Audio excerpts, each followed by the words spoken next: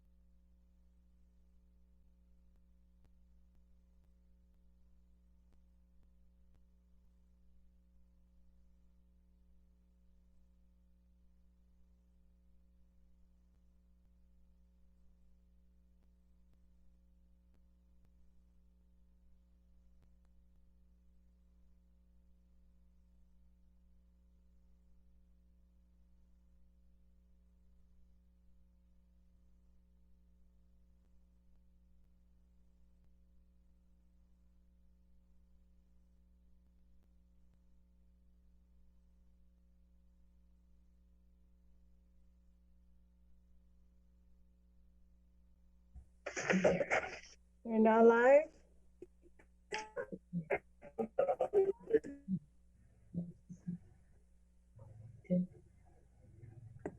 And you're live on TV and YouTube.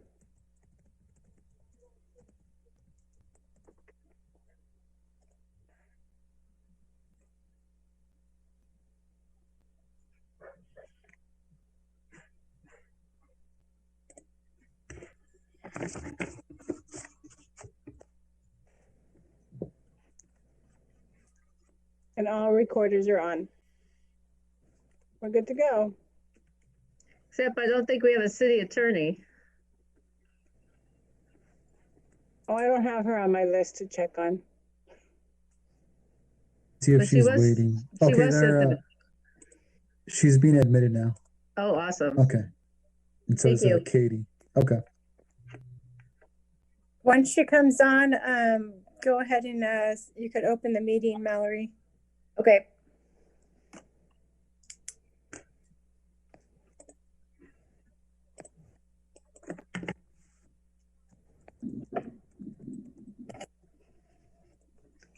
All right, looks like she's on. Oh, where'd she go?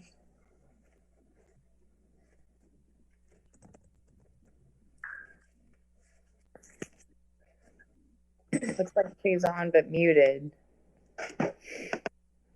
Okay. There you are. Oh, I see you. Okay. I'm here. All right, I'll go ahead and open it up. City of Riverbank Planning Commission meeting, special noticing of meeting procedures for Tuesday, January 19th, 2021 at 6:00 p.m. via teleconference or virtual platform only. No public location of this meeting. Notice, this meeting will be held in accordance with the governor's new executive order N-29-20 issued on March 17th of 2020 regarding the open meeting requirements of the Ralph M. Brown Act, California Government Code Section 54950, and the Federal Americans with Disabilities Act in an effort to help avoid the spread of COVID-19 to maximize transparency and provide public access to City Council meetings. Planning Commission agenda for Tuesday, January 19th, 2021, 6:00 p.m. The agenda pack, oops, sorry. I'll go ahead and do a roll call. Okay, roll call. Okay, so Chair Mallory Fenrich, Here. Vice Chair Joan Stewart, Here. Commissioner John Dinan, Here. Commissioner Steve Link, Commissioner Steve Link, are you muted? Is Steve there? Commissioner Link there? You see, let me try to mute him.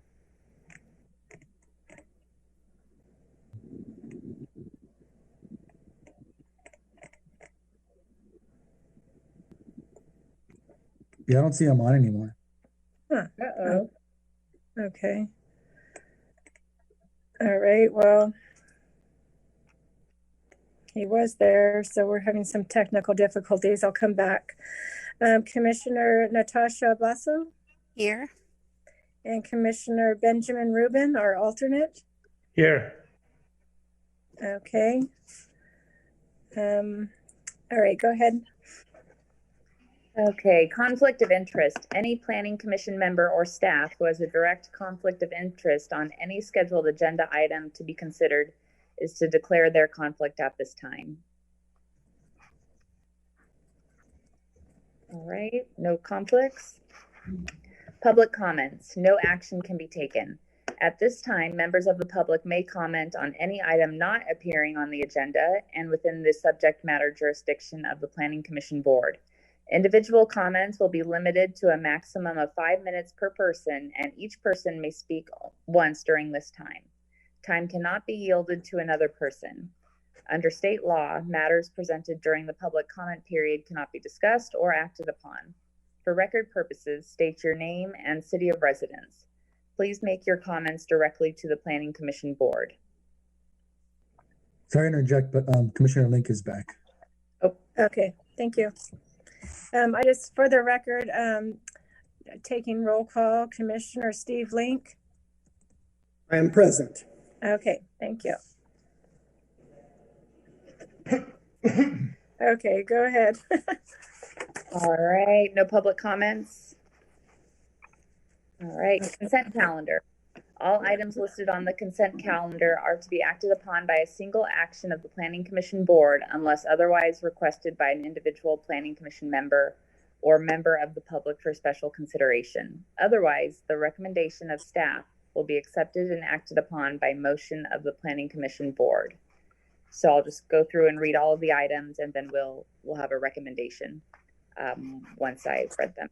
So item 2.1, posting of the agenda. The agenda for the January 19th, 2021 Planning Commission meeting was posted on the City Community Center Bulletin Board, City Hall North and South Bulletin Boards, Post Office, City website, and emailed to the library on January 15th, 2021. Item 2.2, approval of the January 19th, 2021 agenda.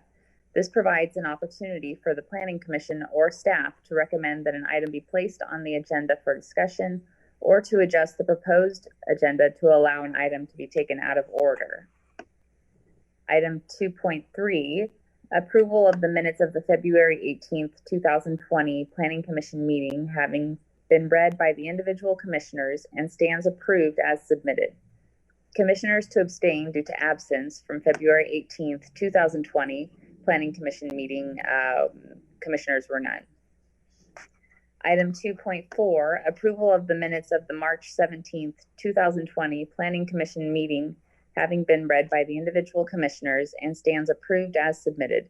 Commissioners to abstain due to absence from March 17th, 2020 Planning Commission meeting, Commissioner Fenrich and Basso, excused absences. And item 2.5, approval of the minutes of the May 19th, 2020 Planning Commission meeting having been read by the individual commissioners and stands approved as submitted. Commissioners to abstain due to absence from May 19th, 2020 Planning Commission meeting, commissioners were none. So we'll go ahead and have a recommendation. Okay, I move for approval of item 2.1, 2.2, 2.3, and 2.5. All right. I'll second it. This is Commissioner Dinan. Okay. Did you also say 2.4, Joan? No, that'll have to be handled separately. Oh, that's right. Okay, thank you.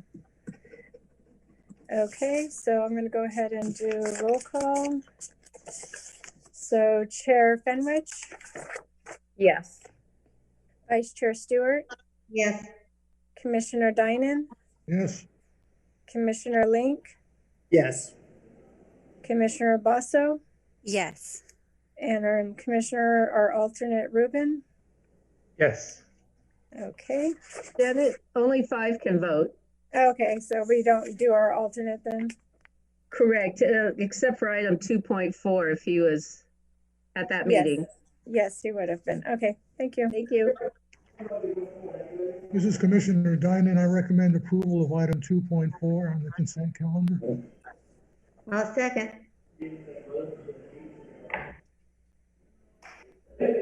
Okay, so I'm going to go ahead and do roll call, and I'm just going to do the roll call of the who can vote on it. So since Fenrich and Basso were absent, I won't do roll call them.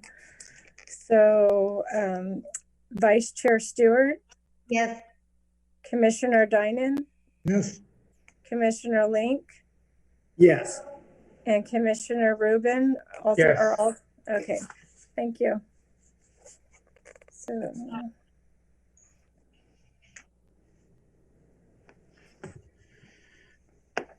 All right, Planning Commission public hearings.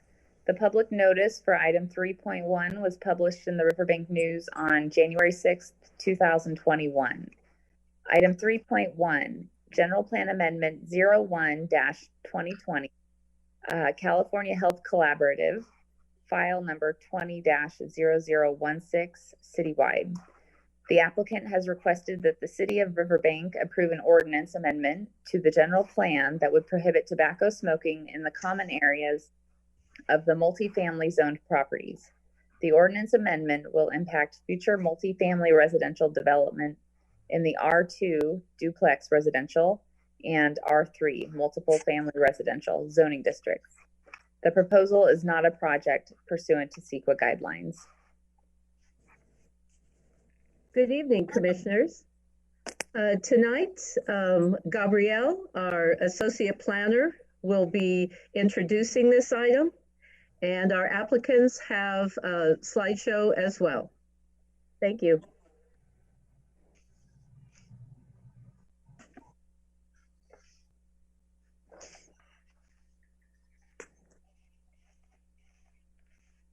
Good evening, Planning Commission, staff, and California Health Collaborative Partners.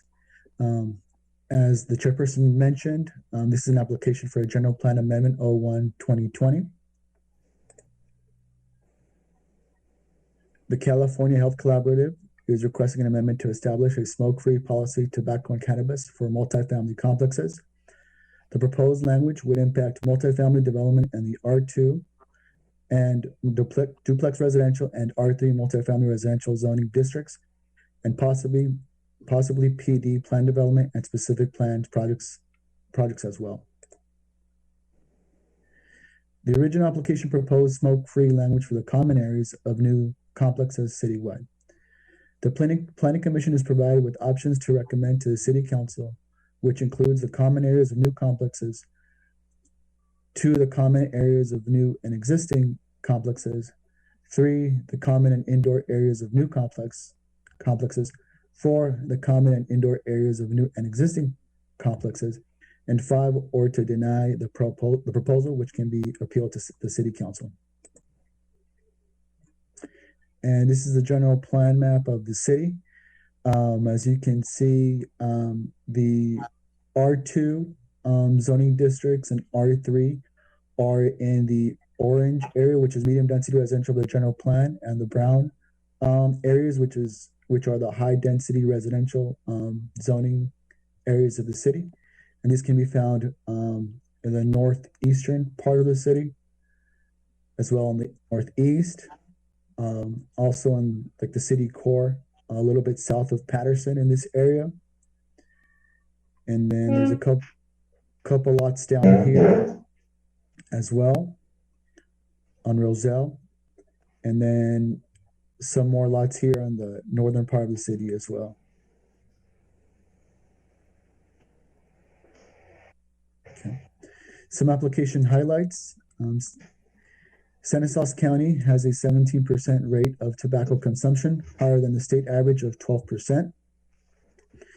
The typical cost of cleaning, rehabilitating, and refurbishing a residential unit where smoking is permitted exceeds $3,000 when compared to units where smoking is prohibited. The application is funded by the California Department of Public Health through a collaboration involving the Health Collaborative, Stanislaus County Health Services Agency, and the Health Education Council. The general plan is in the public interest because it will work to address, the general plan amendment is in the public interest because it will work to address health inequity challenges in the community. The general plan amendment is consistent and compatible with the goals and the vast majority of general plan policies. In terms of the environmental impact, the proposed project is exempt from analysis under the California Environmental Quality Act, under the general rule that CEQA applies only to projects that have the potential for causing significant environmental effects. As specified in section 15061B3, the amendment proposes a policy that commits the city to implement additional health and safety measures for multifamily housing units. The public notice for this hearing was published in the Riverbank News on January 6, 2021. Staff has received no public comments on this proposal speaking against or in support of the general plan amendment. As we mentioned, staff is providing 5 options for the Planning Commission. They are adopt the Planning Commission resolution number 2021-001 for either of these 5 options.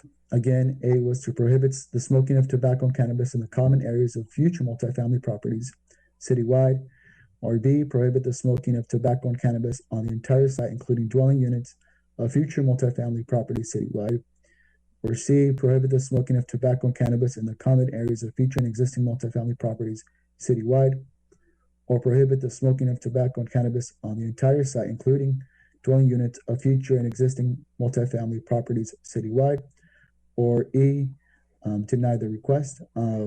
As the staff report noted, the applicant is willing to partner with the city and collaborate to implement the public engagement and outreach efforts for components C and D of the recommendations that we have here.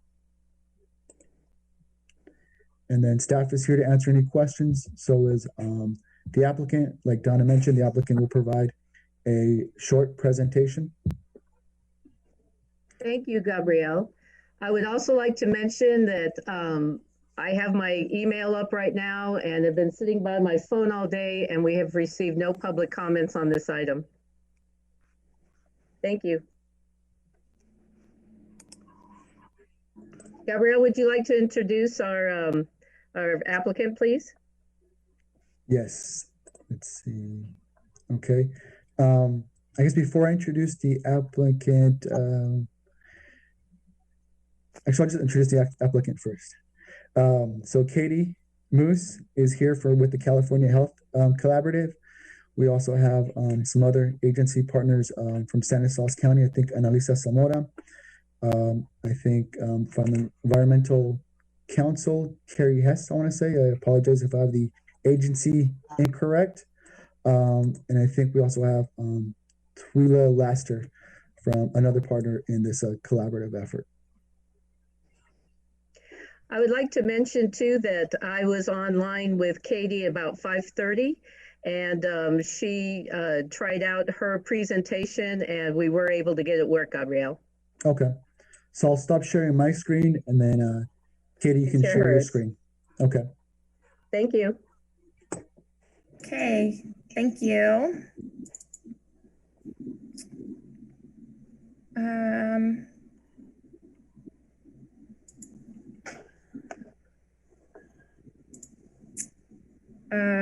Sorry about this. 1 second here.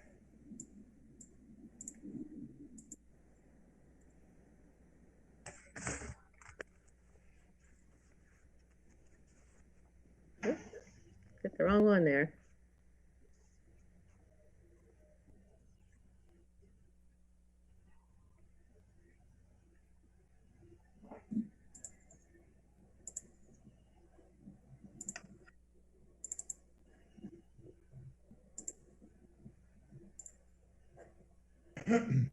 Okay, does that look right?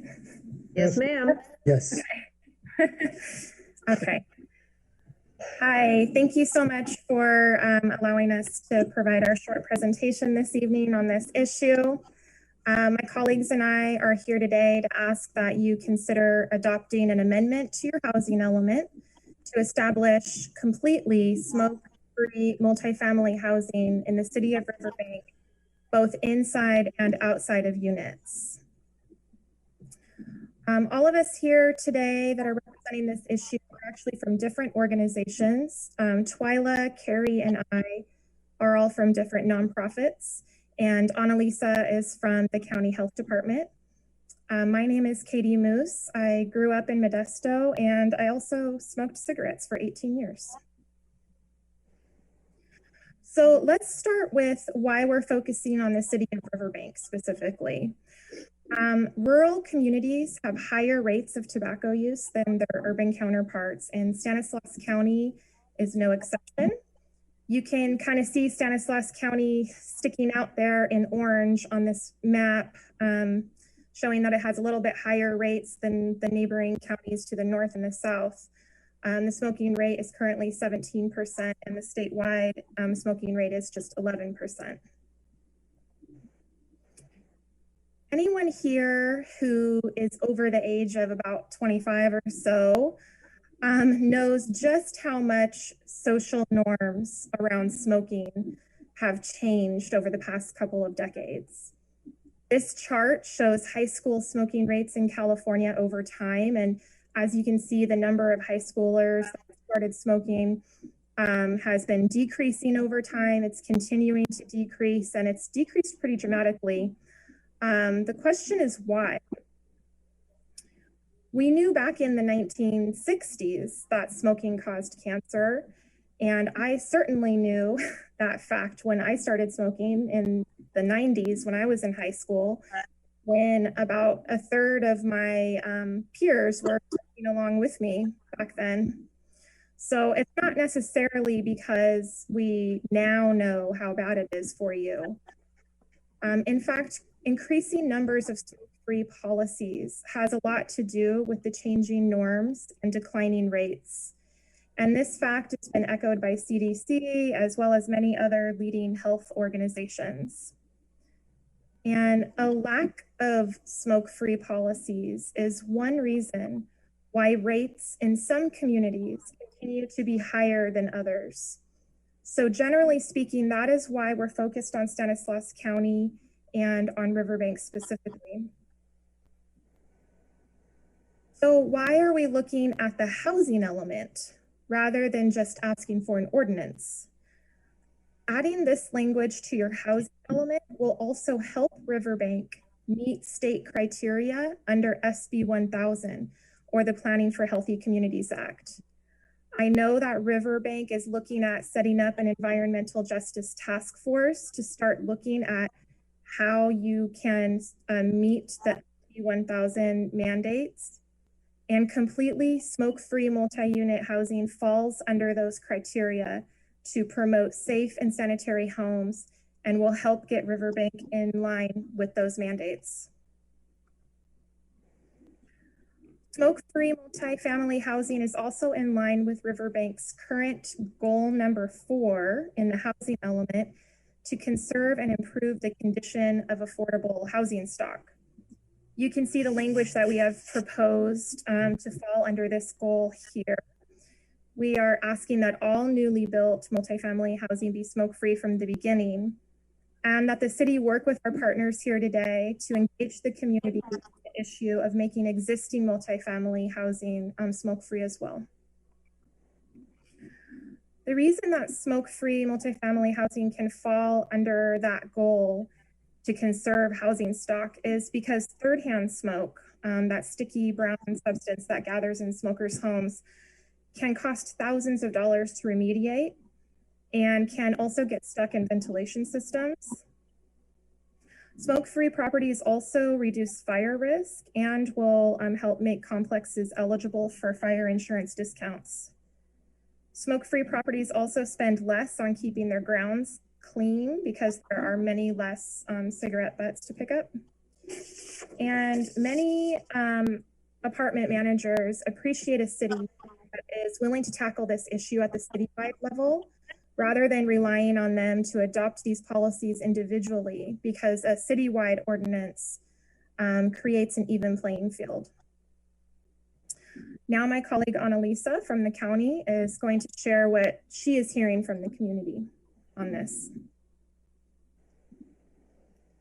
Once again, I am the project director for Stanislaus County's Tobacco Prevention Program, and I'm here today to share some local data and information that we have as a program, and that is part of our work to really assess locally what's going on.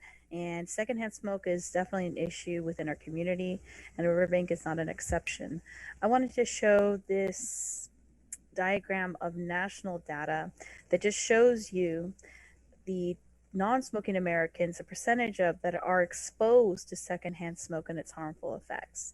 And at the very last point is that 37%, so over a third of Americans who are non-smokers that rent are exposed to secondhand smoke at their residence. And in Stanislaus County, especially in the last 10 months now, we've experienced a doubled amount of calls regarding secondhand smoke from multi-unit housing residents throughout the county. And what's happening is that these tenants are calling in because they are experiencing health issues such as asthma attacks, headaches, and other respiratory problems that are being caused by secondhand smoke that specifically drifts from other units. So it's their neighbors that are smoking, and this is affecting not only the resident themselves, but also their families, especially their children. You can go to the next slide. And really, what our program does and why we're working in collaboration on this is locally we're able to collect this information and educate our community members about these issues, as well as help our property managers and landlords in this area to decide and make the change to be 100% smoke and tobacco free. So what that looks like, as I said, assessment. We've collected 100 public intercept surveys from multifamily residents about their opinions on secondhand smoke, and I'll get into that a little bit later. And then also, we've presented to tenants regarding the dangers of secondhand and thirdhand smoke within multi-unit housing, as well as cessation resources, which is something that we will continue to do to the city of Riverbank and other communities that are multi-unit housing, as well as provide, as I said, resources and technical assistance to property managers that are interested in going smoke and tobacco free on their property. You can go ahead and go to the next slide. And then just my final bit of this is that really multi-unit housing residents in our county are very interested in going smoke and tobacco free. When the issue is that more than half of these residents that have responded to our surveys have stated they've experienced secondhand smoke where they live in their apartments. And 74% would support a policy making multi-unit housing complexes smoke and tobacco free. So 3/4 of respondents said this, and I just thought that was very important to share. And this is what is happening locally. This is an issue in our community, and I'll go ahead and pass that on now. Thank you.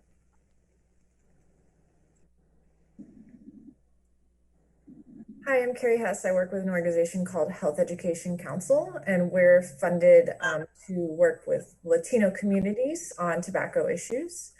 So I was excited to join this collaboration. I wanted to share with you that 45% of Latinos in California live in a multi-unit housing dwelling. And while Latinos are least likely to smoke in California, they are more likely to be exposed to secondhand smoke. And this has to do what we think is because the family size of Latino households tends to be a bit larger. So if a neighbor is smoking, they're exposing a larger family to secondhand smoke.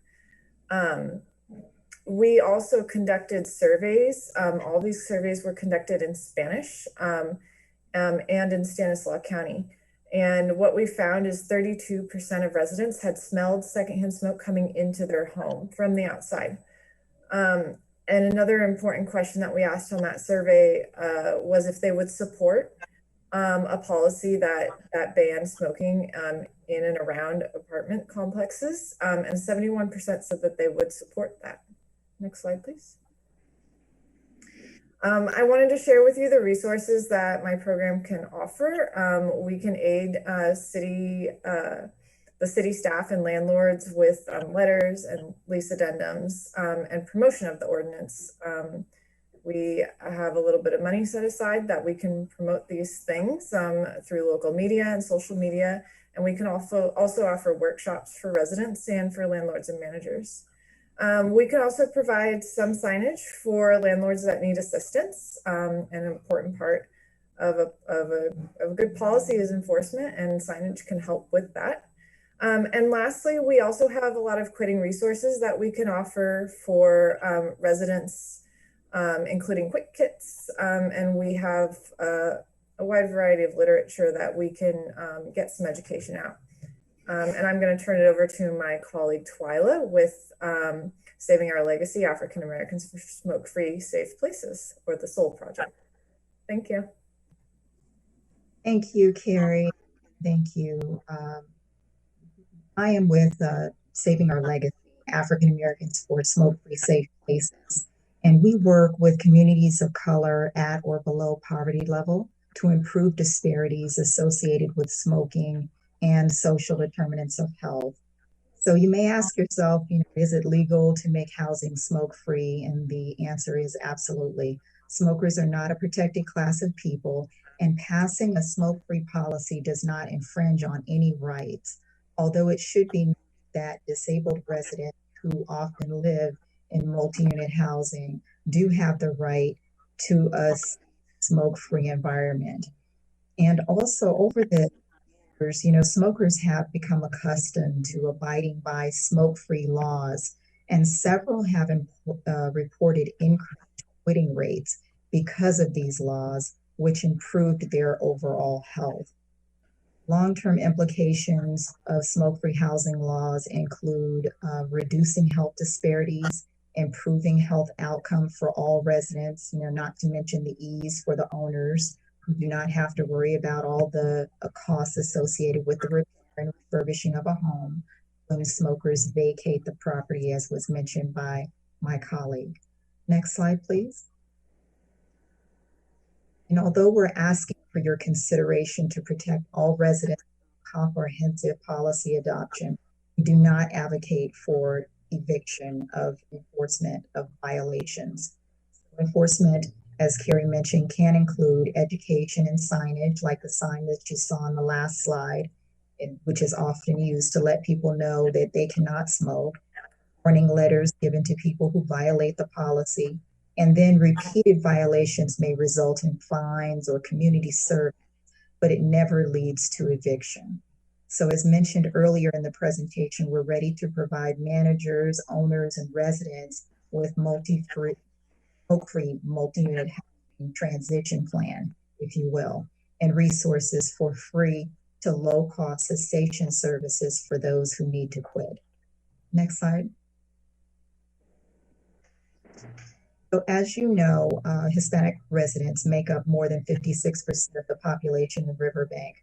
And so unfortunately, many people in this community, including Hispanic Latinos, experience social, economic, and environmental conditions that lead to poorer health outcomes, often as a result of smoking in multi-unit housing. And often persons living at or below poverty level reside in multi-unit housing. So since families are spending more time at home to help stop the spread of COVID, limiting exposure to all sources of smoke is most important than ever. And the best way to protect residents from the harmful effects of smoking is to consider adoption of a comprehensive smoke-free housing policy. So children, pregnant women, older adults, and those with health conditions such as asthma, lung and heart disease are affected at greater rates by exposure to secondhand smoke. And exposure to smoke also weakens the immune system and can make COVID infections even more severe. It is also well known that there's no safe level of commercial tobacco smoke. Many are not aware of the health risks associated with exposure to smoke from cannabis and hookah pipes and vaping devices like the pens or the mods. So just like cigarettes, all of these produce first, second, and third hand smoke, which places the direct user as well as those who don't smoke in danger. Next slide. So thank you so much for your attention this evening, and thank you for your consideration in protecting the health and well-being of Riverbank residents. Now Katie is going to close out our presentation. So that's our presentation. Thank you so much for your time. I'm the main point of contact. If you want to follow up with me in the future, my contact information is there, and we're here to answer any questions. Thanks again.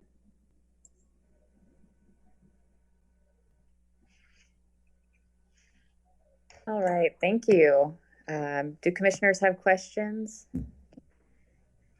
This is Commissioner Dinan. Yeah, I have a few. Do you foresee, and this is to any of the presenters, by the way, it was an excellent presentation by all of you, thank you. Do you foresee this in multifamily complexes that are you considering condominium complexes and townhome complexes the same as rental units? Is that what you envision? Katie, I'll send it to you.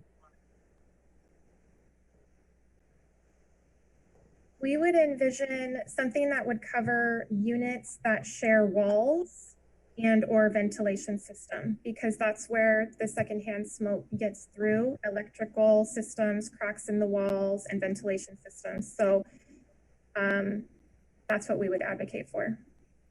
Does that answer your question? Yes, thank you.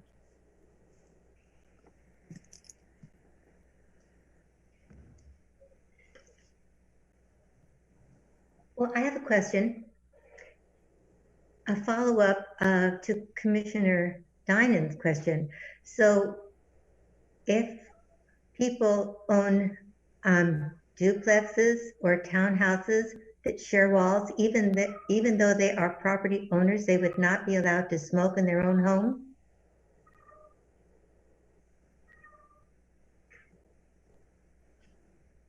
We would advocate for that, anything that shares walls, because it is exposing the other family who doesn't have a choice to things that they don't want to be exposed to. I believe the staff put some different choices in the staff report in terms of whether duplexes would be included or not. So I think there can be some discussion on that, but we would advocate for something that would cover and protect families from their neighbors if they don't want to be exposed to secondhand smoke. Now, this is Commissioner Dinan again. The language that the staff put in, the proposed language for the general plan amendment, was more multifamily units, a much higher rate than duplexes. I believe it was 18 plus units, 8 plus units. Staff can correct me if I'm wrong.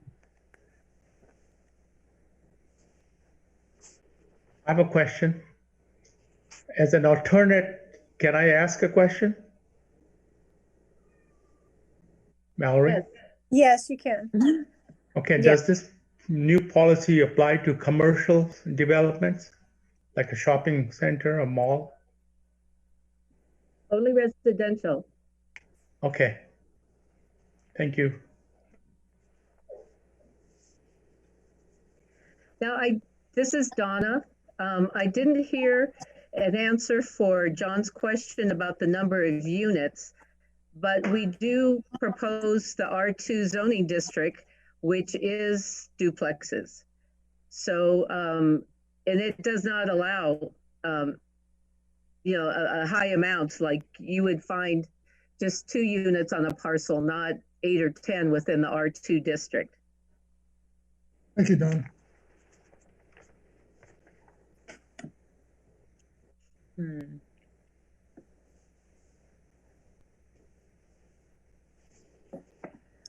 Any other questions?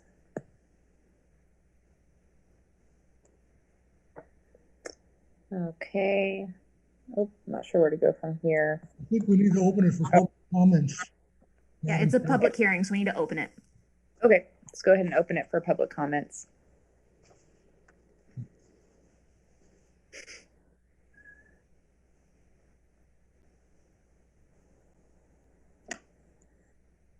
I have no emails coming in and I have no calls coming in.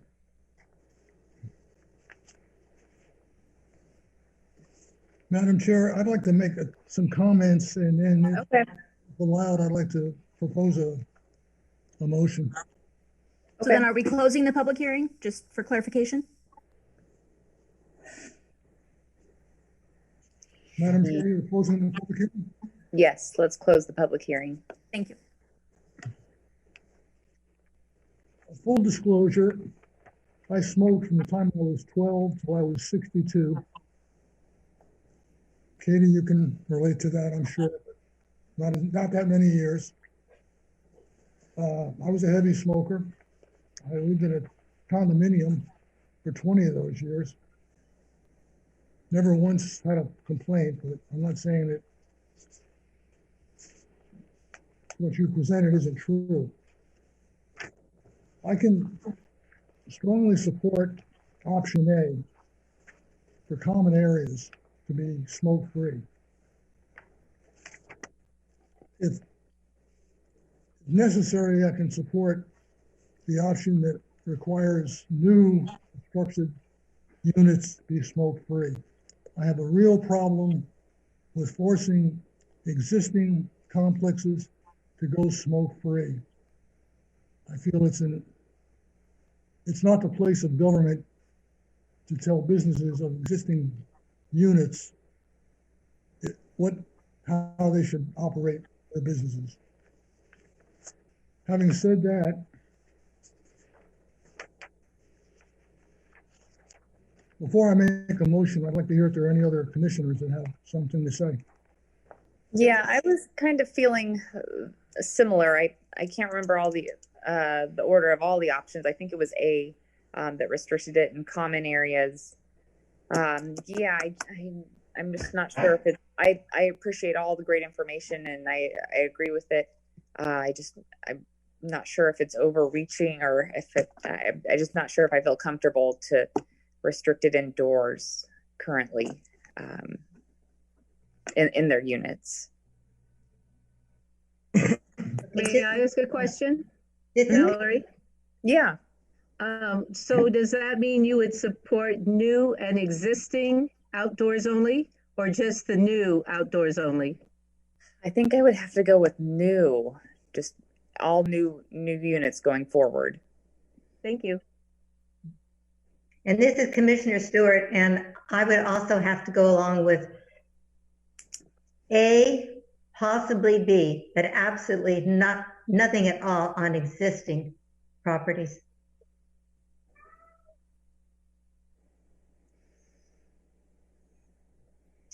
Okay. Do we have a recommendation?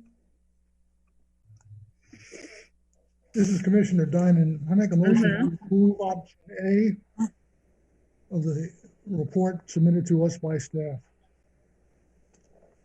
I'll second that.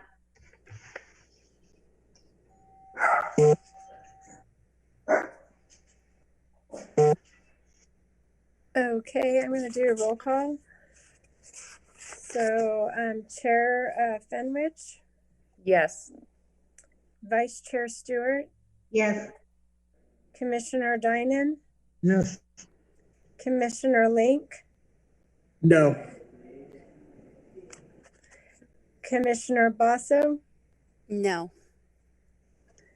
Okay, so it's passes 3-2.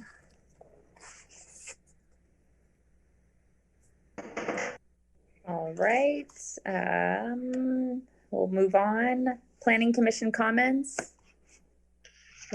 Looks like none. County referral / correspondence / information. Looks like none. This time. All right. Staff comments. Just please wash up, mask up, separate, and vaccinate so we're all safe and can get through this COVID. Thank you. All right. Thanks, Donna. This meeting is adjourned. The next regular Planning Commission meeting is scheduled for February 16th, 2021 at 6:00 p.m. All right. Thank you. Thank you, everybody. Thank you.